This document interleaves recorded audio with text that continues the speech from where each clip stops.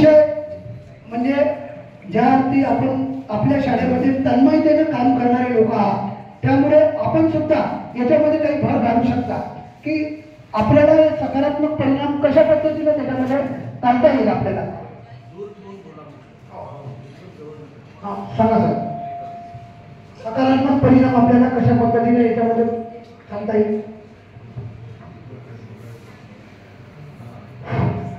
वर्ग नियम आपण तयार केले तर त्याचा सर्वात मोठा परिणाम येतो की आपल्या वर्गातील विद्यार्थी हे एकाग्रतेने कोणत्या गोष्टीकडे लक्ष देतात आणि त्यामुळे विद्यार्थी हा आपल्याला ज्या गोष्टी त्याच्यातून करून घ्यायच्या आहेत त्या सगळ्या गोष्टी सकारात्मक परिणाम होतात. आपल्याला काय वाटतं मोकळा सर.